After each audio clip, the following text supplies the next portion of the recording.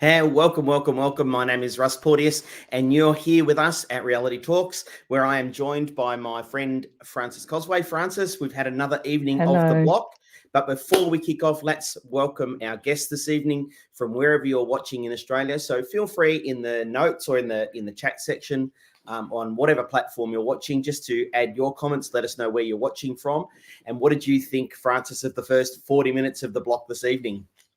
The first 40 minutes was not the block.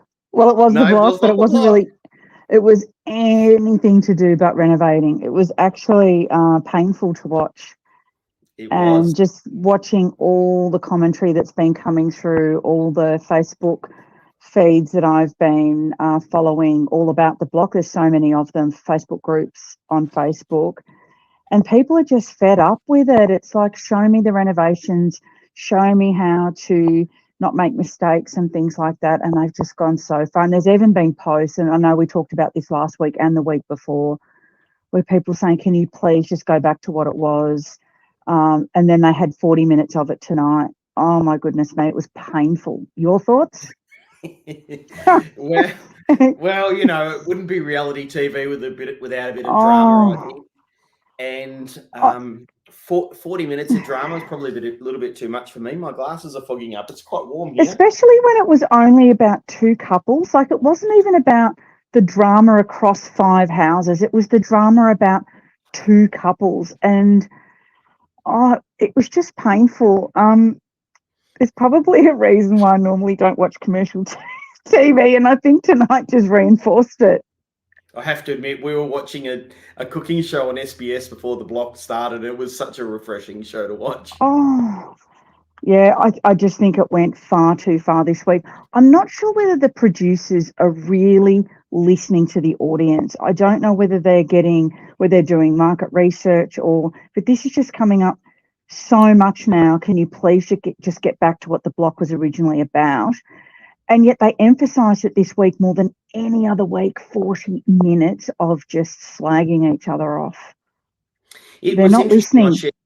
I shared an article with our chat group for this show during the day, and I think I read that the audience was down 20%. Was that I think it's 20%? more. I think it's more than that. Mm. From what I was reading a couple of weeks ago, that the audience has significantly dropped off. I thought it was at least a fifth, but look, there's not much in it, 2025. But yeah, it's definitely But the thing dropped is, off. right, that this production, and yes, this is a show about construction and renovation, but I'm really interested in the production, and these production decisions would have been made months ago, and maybe even during selection, candidate selection, and then interviews. They would have thought, we've got a winner here. There's a bit of spice and curry in the room.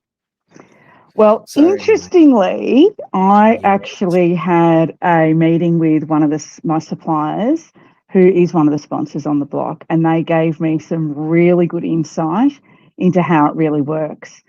Now, unfortunately, I'm not going to be. They've invited me to come to see the houses this week, but unfortunately, I had something else that I just cannot get out of.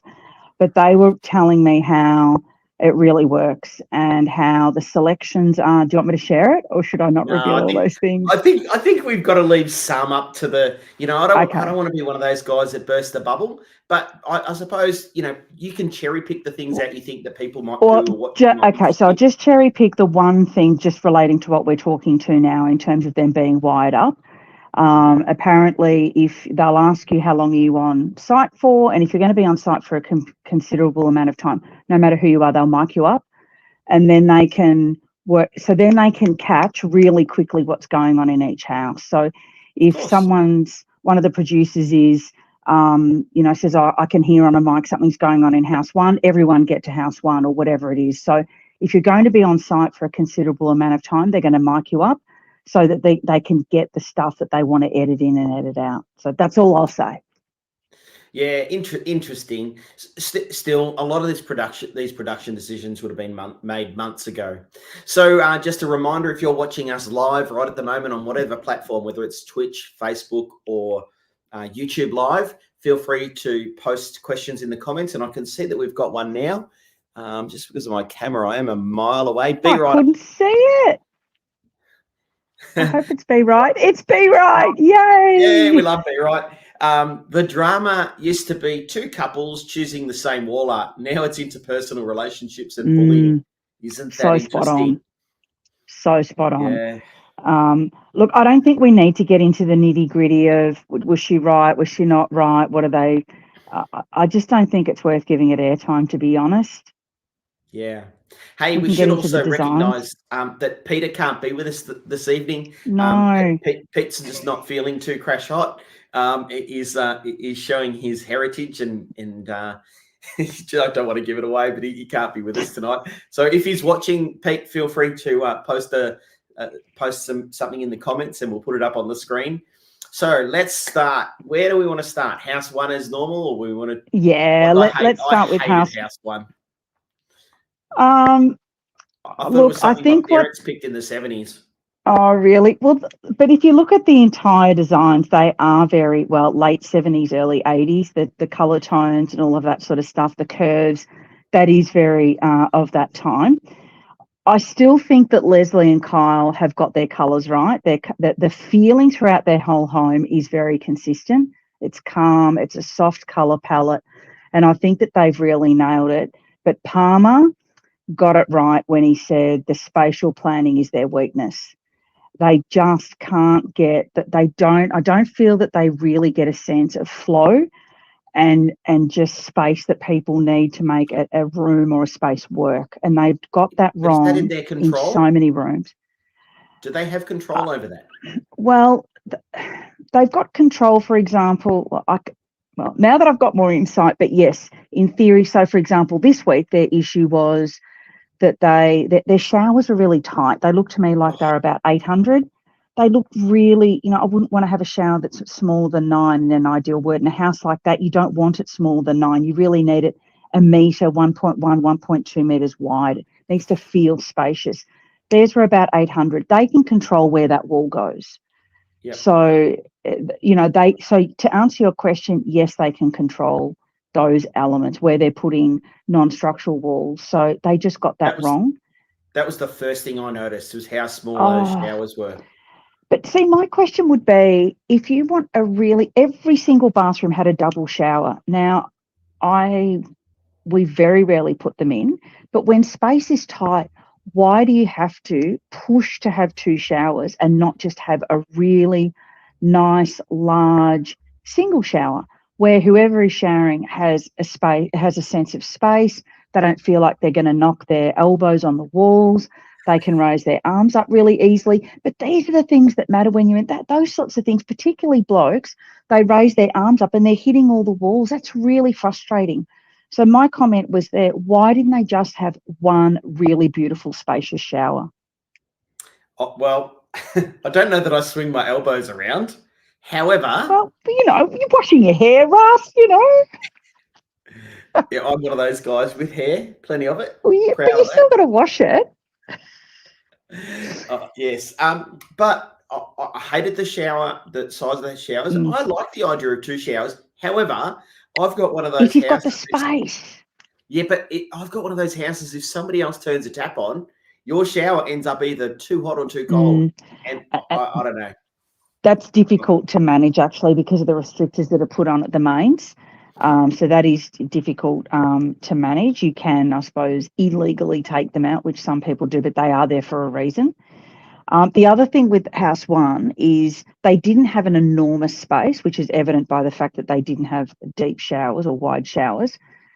So why would they structure a wall? As beautiful it was, that curved wall, I would have had glass because that creates an illusion of space. Yeah. It would have just made the space feel larger. Shana didn't like the fact they had small basins. Granted, the other thing I couldn't stand was that they had the towels right next to your vanity mirror. So you're not only looking in the mirror, you've got your nice, wet, dirty towel there. I thought that was so bad. You don't want your towel right next to your vanity mirror, in my view. I missed that detail, but what I did pick up was the drain grate through the middle, and I thought, they're nuts. Okay, so 4 out of the 5 houses did it, and I don't understand why they did it, because you just have the fall going towards the wall. I couldn't understand why they did that, and it just looks terrible. I know that Leah got a bee in her bonnet and said, oh, you can just stand on it, sure, but it won't be flush because it's got the fall. But why have it there? Aesthetically, it's just horrendous. Hey, have a look at my shower drain. And my But that's what hairball. it's, yeah, exactly. But the other thing they could have done, instead of having the lineal drain, they could have still had it flowing to the middle, but then they just had a square tile, a tile insert. God, I'm struggling with my words tonight. The tile insert still, but in just a normal traditional 10 by 10 drain, that would have Yeah. looked so much nicer than this big lineal. Anyway, I don't know. yes, Right. we didn't like So they one, got and very low they got scores, but third. yeah, They got third. but they got low scores though. Yeah, they did get really low scores. Yeah. You know what fascinated me is the budgets on these was almost identical to the kitchen. Yes. Almost identical. It's like, oh, so how did they build a kitchen with, 3 or 4 slabs of stone? And anyway, there's something going on there. We're never really going to understand what that is. It's not revealed, but it just doesn't add up. Yeah. Righto. House number 2. Oh. This is probably the nudie Rudy shower. Oh, this is probably, apart from the styling, and that can be taken out. So they really, they don't know their audience. Yet again, I think it proves it again with their styling. This is the only room they've done that I think is semi-okay. It was the thing that they're not really good at, though, and they messed it up with the kitchen, is they're really bad with their cool and their warm colour tones. So you noticed it in their kitchen last week. They had warm cupboards over the top, and then they had grey. And you can't mix cool and grey. It just doesn't look right. And that's what they did wrong in their kitchen last week. And they did it again this week in their bathroom, because they had warm tiles on the floor and then they had cool tiles on the wall. What have I got in my notes? I take It was sophisticated. That curved shower was beautiful. Again, they still had the central drain, and Leah got a bee in her bonnet about that. You just stand on it. Absolutely beautiful. That was tiled with incredibly expensive hexagon marble tiles, which they will need to seal. So that's a bit of a nightmare. So from a maintenance perspective, that's not going to be easy. If you don't seal them, what happens? It becomes porous, and then it will absorb. So particularly because it's marble, and then it gets really dirty, and it will absorb all the soaps and everything else. So you need to seal it. Yeah. And it looked absolutely beautiful, but these are the sorts of things that when they're selling it, they're not, who cares? Like, they don't have to worry about that. But yeah, the nudie Rudy, how off mark was that when it was such a sophisticated space? Why don't I put kids' towels in here and nudie Rudy? But she likes being a little bit off centre, I think, Leah. She likes drawing attention to that sort of stuff. I said to Diane, I'm just going to go back a step. I have this statement that I say when talking about conflict, and that is that if just because you know something doesn't mean you need to say it. And I said that to Di. I said, what would I say here? And she just looked over at me. And for those watching, Di is my wife. She's the one with the sense of style. I have no idea. And she just repeated me verbatim. Just because you know something doesn't mean you say it. And I thought that about Leah. Just because she knows something, she didn't need to say it. But I get it. It's TV. They want them to say it. They're encouraged to say it. They're encouraged they're pushed probably. And then the editors are just compiling this story, and they've got their own story that they want to tell. Happened to Kamal during the week, I believe. Oh, did it? No, I didn't follow that story. Yeah, no, you don't want to. It all went to poo. No, I didn't follow that story. So yeah, they had the oversized bathroom, the swingers bathroom. I just had the swingers. Oh, she got so upset about that. It's like, yeah, whatever. No overhead storage. Now that would drive me nuts in a bathroom. We would never ever design a bathroom without overhead storage unless it was a powder room. It's critical in a family bathroom. It's critical in an ensuite. There were ways that they could have done it, and they just had no overhead storage. That is an absolute deal breaker for me in a bathroom. I think that is. What's a deal breaker for you, Russ? You've got to have the magic mirror. You've got to have the magic mirror. We were talking about this during the show. Yes, you do. And so if you're watching this and you're interested, if you just Google magic mirror, you'll find out you can essentially get a smart mirror. So it's essentially a computer that sits behind your mirror that it recognizes who you are, and it shows you your agenda for the day, the calendar, the weather, all sorts of things. So for those people listening at home, Russ loves that sort of stuff. He does love that sort of stuff. Why not? Like if it's there, I want to know about it, and it's not. Yeah, well, there you go. Difficult to do. So anyway, but like this, I was paying particular attention to the mirrors and the lighting in this evening's bathrooms, and I really liked the lighting. I thought it was all pretty good. I liked the lighting underneath the vanity. I don't know if that's there for effect or if it's there permanently, but I really liked it. Sometimes you can use it for a lot of designers. We don't, but a lot of designers have that under the vanity, and it's on a like a night switch. So it's like got a motion sensor. So they use it as it's designed as a night light. I personally would hate that going on at night, and I know that it would disturb my partner. So I would never want a night light going on. If I need the light on, I'll put it on. But that is often a design feature. Plus, it creates a nice illumination on the floor. So, especially if you've got texture or a pattern, it can illuminate it as well. So, it's sometimes got a couple of reasons to have that sort of light. It looks nice. It looks. And all of the lighting was warm white. There was no cool white lighting anywhere, which always looks so much better.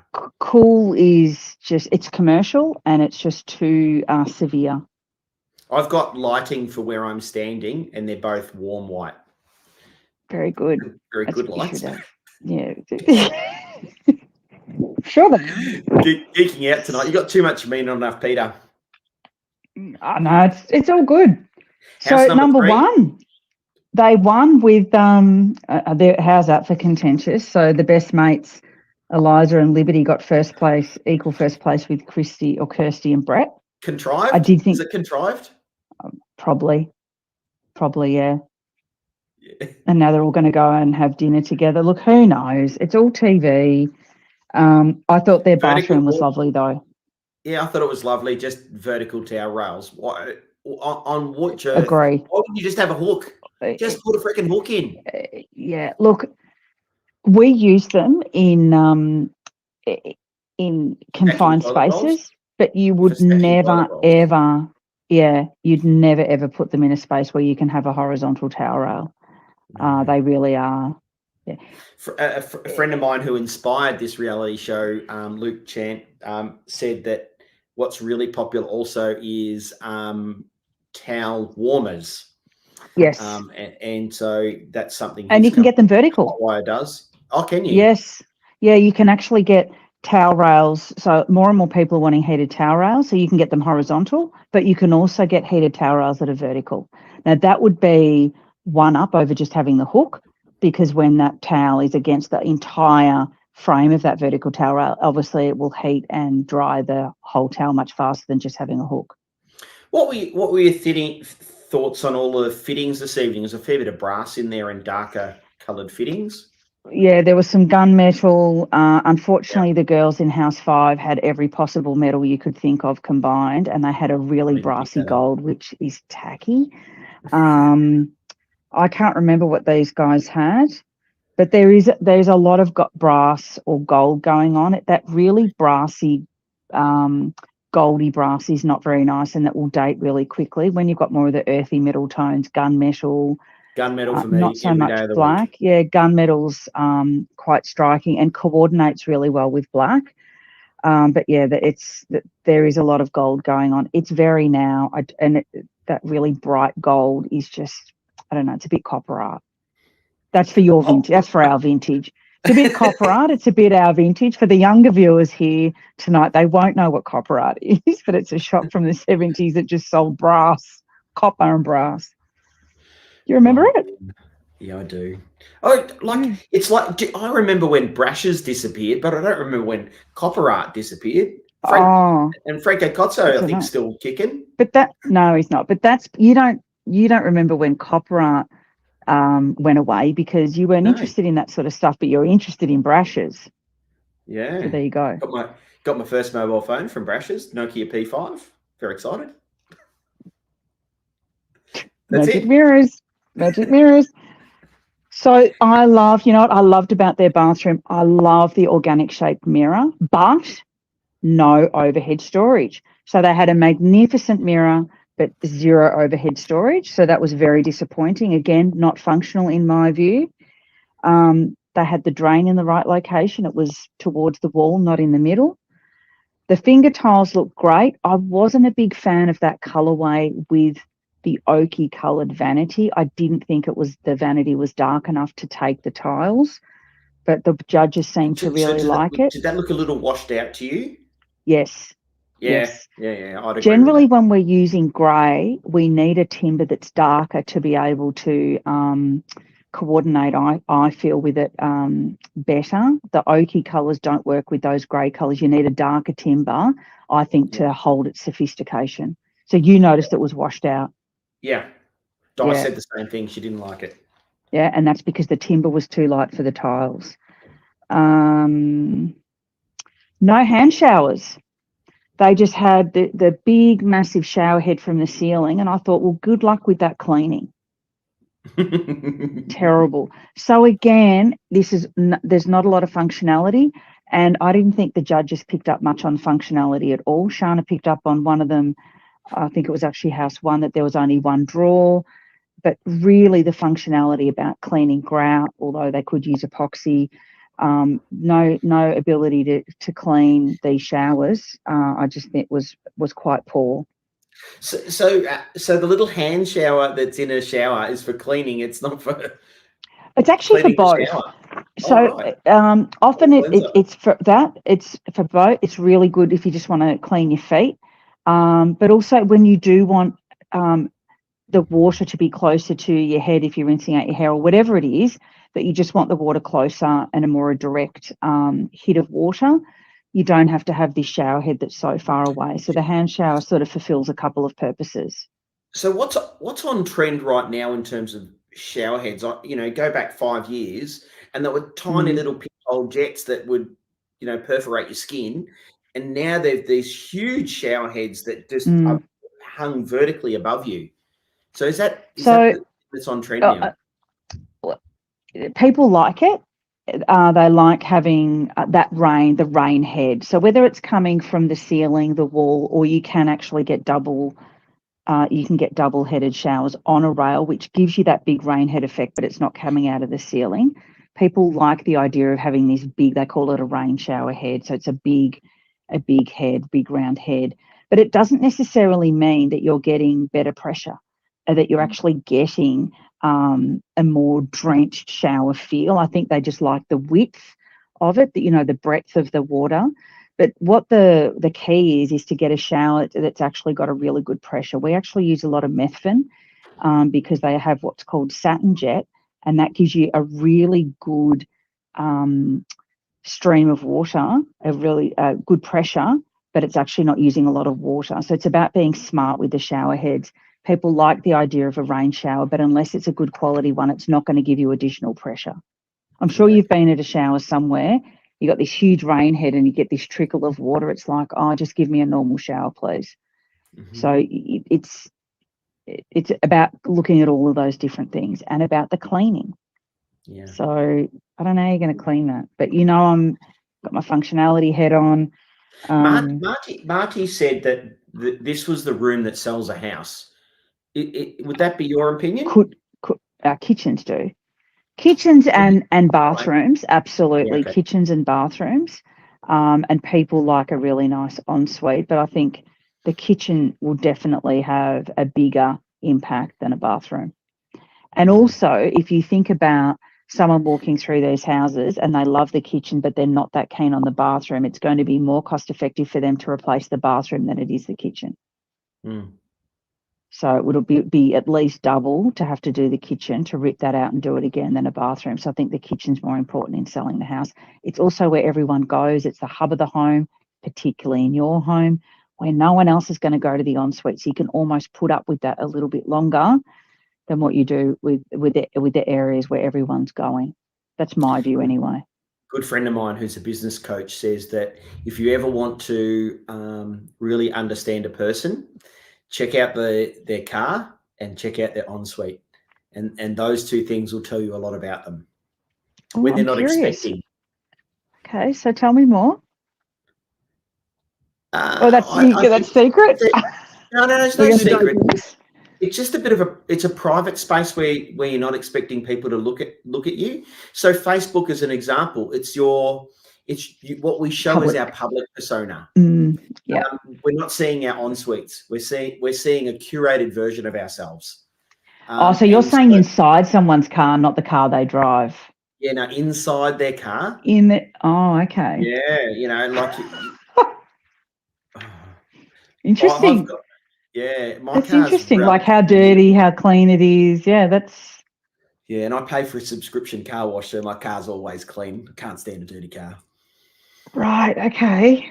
I'm not surprised, Russ. Yeah, but I collect receipts. I'm a shocker. I collect a receipt, I scan it, and I keep them all, and they always end up in the same spot in my car, above the passenger side visor. So I've got I won't digress too much, but I'm really curious to know why you'd scan it and then keep it. You scan it and you get rid of it, Russ. Don't know. That's what you meant to do. Anyway, Hey, we're up to we're house 4. Yeah, house 4. What a disappointment for them. So clinical. Close. I think she had a good idea with. I think in principle the idea was good in that she wanted to create some consistency. That's not to say you need to bring the outside inside from a material perspective. Sometimes you do that, going down the hallway, you've got what maybe the cladding is outside and you run it into your hallway timber, things like that. But that hardy board was just not what she should have been using. I think that would have been an absolute pain to clean because it was all granular and quite textured. I can't imagine what that would be like to clean. But it just felt soulless. It really did. What did you think? I think what Darren said about putting that thin timber strips between the gaps would look okay. I stayed in an ecotourism place in the Blue Mountains a number of years ago that was similarly constructed, and it was beautiful. And you can still Google the place online. It is magnificent, and it just. I think sometimes you get a little bit too close to these things, and you don't see the effortlessness of what they've done to make it look flash. But I do agree, finishing those little gaps would be nice with a contrasting timber strip down the middle. That would look good.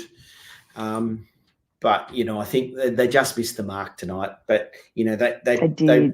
I think the producers needed another story, and so they ran with that story. And we will never ever know what the judges get briefed on, how that what are the other backstories that are happening here. And that's always the fascinating part for me, is trying to read between the lines to see what is the story what's the real story, what's the story that the editors want us to hear. And what's really happening? What's the public perception?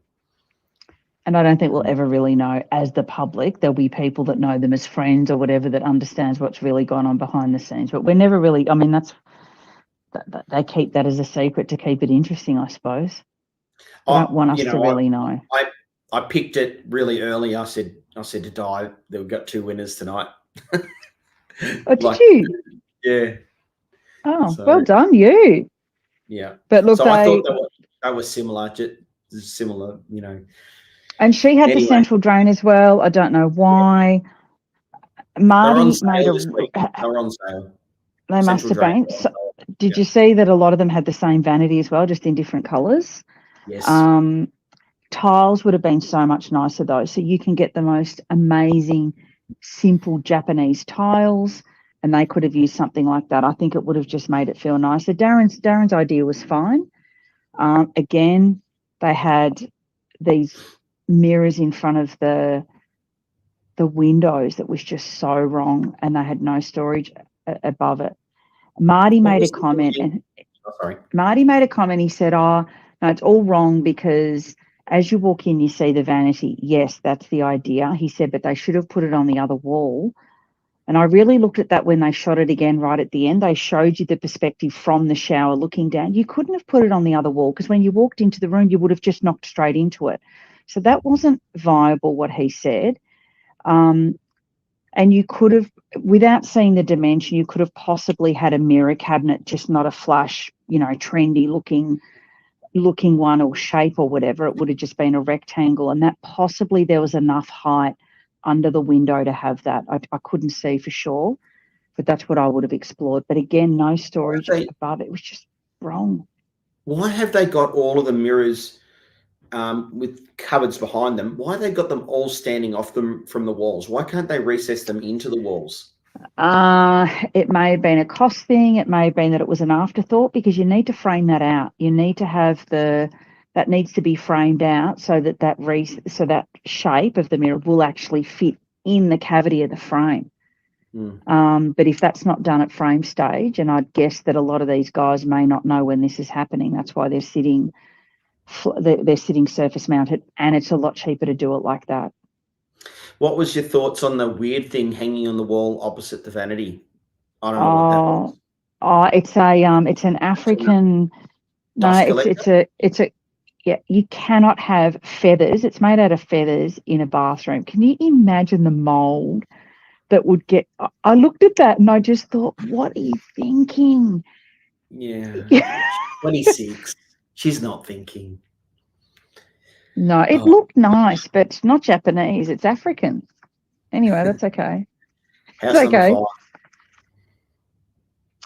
House number five. I thought they were worthy co-winners this evening. Agree. I thought that it's probably the best styled room they've done so far, though. Yes, but they really like their different coloured medals. Yes, and I didn't know what those little things were for shaving your legs, and I've learned something new. Well, no, not like that though. Not like that. They were shower niches in the wrong location. They already had a shelf, which is actually very on trend at the moment. The shelves are huge rather than having a shower niche. Underneath, they called them a shaving step, and we've actually put them into our designs as well at the request of the owners. It's not something you just put in. To be really honest, most women don't shave these days. There are other solutions, but also they're not that big. So those shower niches were about 600 by 300. That's enormous. You just need to put 1 foot there. Normally they would be maybe, 20 centimetres by 20 centimetres. They were too big. They looked terrible. And there were 2 of them. So 2 women. But capturing all the rainbows, it was just too big. And it looked awful because it was on the wall that you look at when you walk in. Yeah.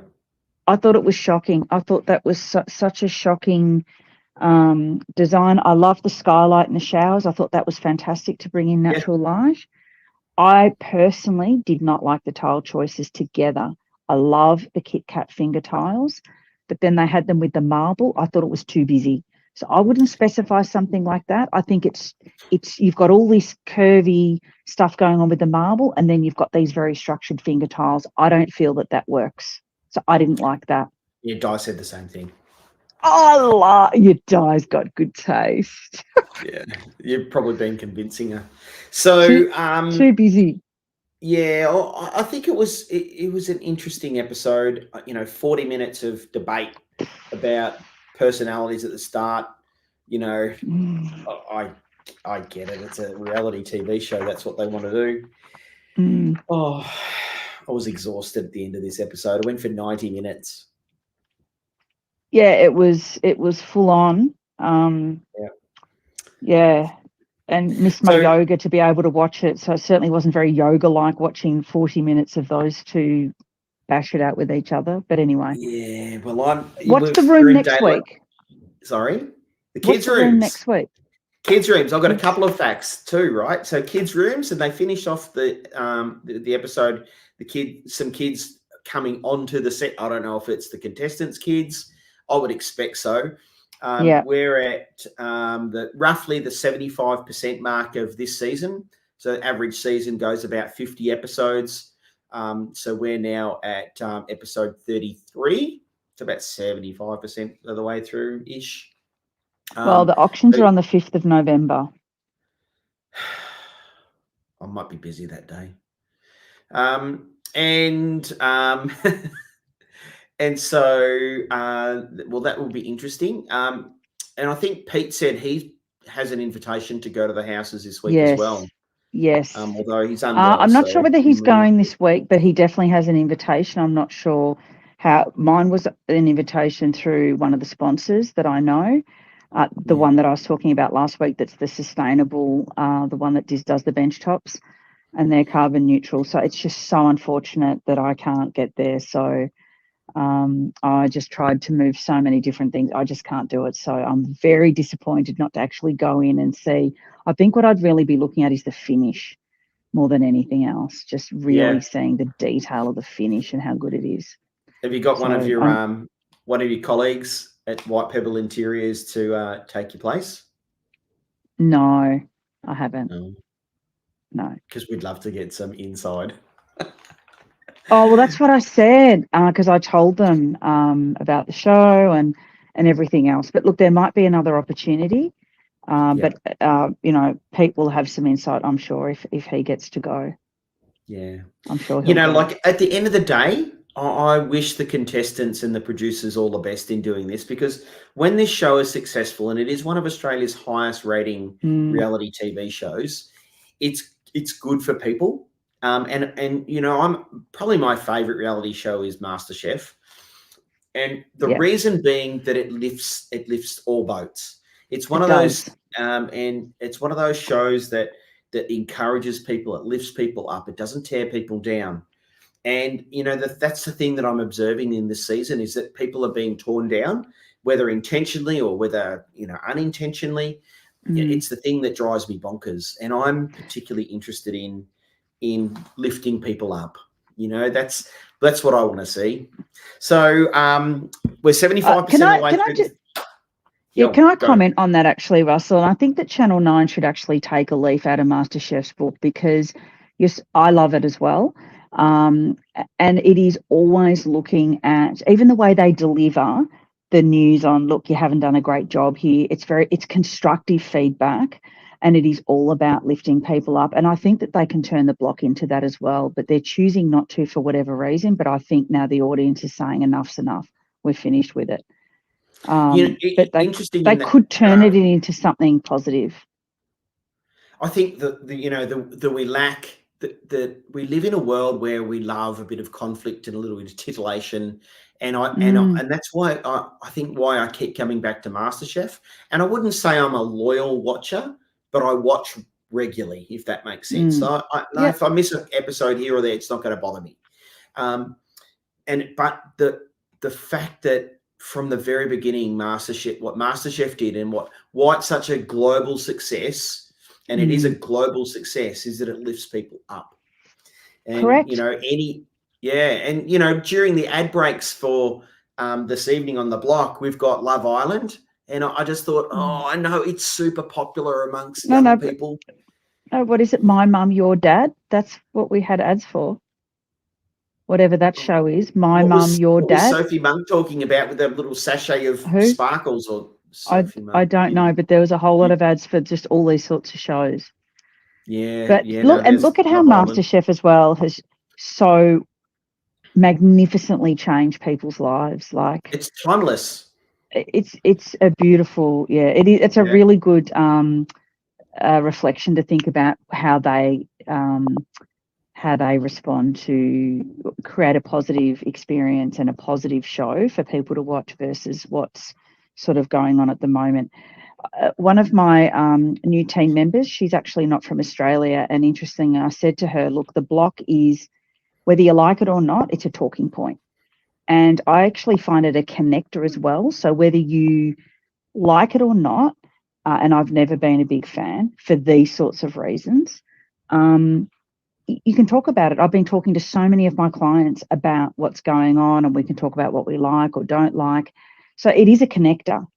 And that's what shows can do, whether you like them or not. If other people are watching them, you can connect on them as well. I said to her, I think you'll have to start watching it just to observe why this show's so popular, or has been so popular anyway, for Australians. The other thing that was news of the week, I heard, because a mate of mine's got a house in the street and he believes that the block is going to be at Phillip Island next year. It's sold. Yes, I've been talking to my dad about that, who lives on Phillip Island. It's just around the corner from where he lives on Justice Road. It's it's absolutely a done deal. It's a resort. Okay.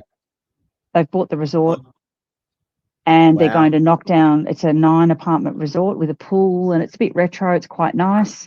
I'd probably be quite happy to stay there. And they are going to knock the whole lot down and build 5 houses. So I'm not sure.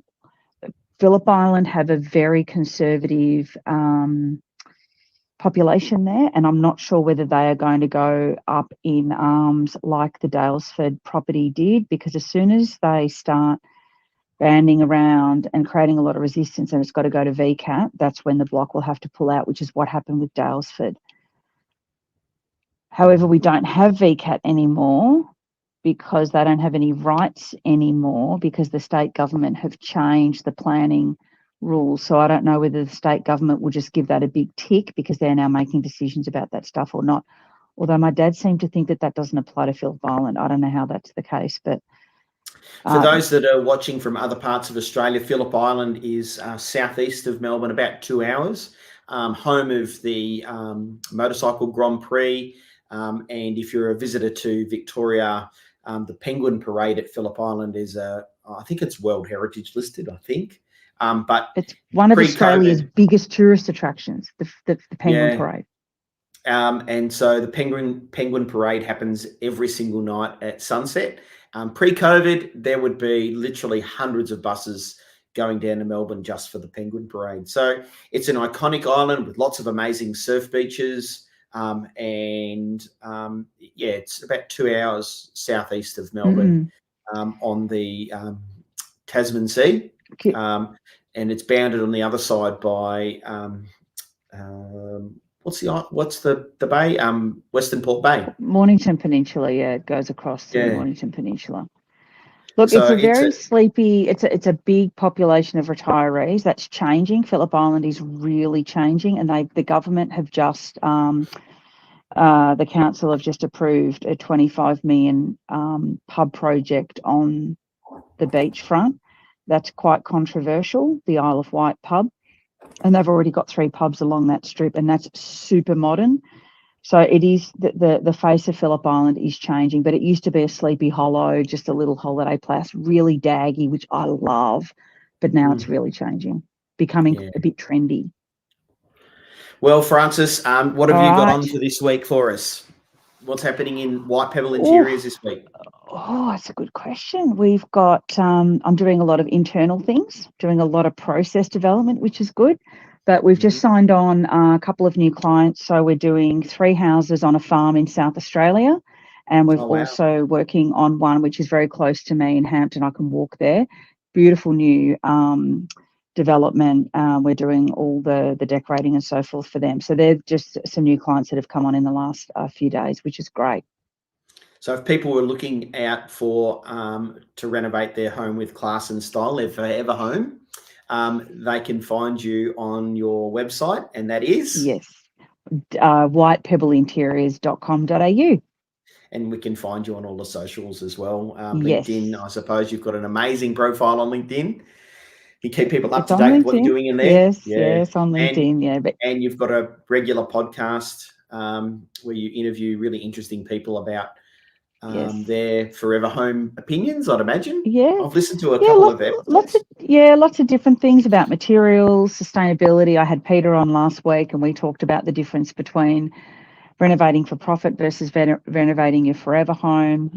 We've had a lot of inquiries about, what's thermal wrap. So now I've got one of the suppliers from thermal wrap coming on and really talking about all of that. So really What a is a lot of thermal the wrap? thermal wrap is a particular type of cabinetry material. Right. So it's In my world, a thermal wrap is something you use for fire resisting duct in a commercial building. all right. Yeah, no, quite different to how we use it. So So for those that don't know, we can swap notes. I work in the fire safety industry and do fire protection in big commercial buildings. So yeah, wrapping duct work to prevent the spread of fire from one compartment to another is a big thing. And we use an insulating material that looks like foil, and you just wrap it around the ductwork and clip it on. So I knew it would be different. And your business is always working with discerning business owners. Building owners. Discerning building owners. Yes, building owners. Yeah. To make sure So that they're fire Frances, safe. Okay. Yeah. Well, yes, that's exactly right. We help discerning building owners keep people and buildings safe from fire. That's it. I love my elevator pitch. It's so easy. Yeah. So, Frances, thank you so much for your time this evening. Thank you, Russ. For all of our people watching and listening and commenting, thank you so much. We have had a lovely evening just chatting with you. We'll be back next week as we reveal the first, I guess, of the kids' bedrooms. We will. I'll see you then. Have a good week. See you Sunday. Thank you. Bye. Bye.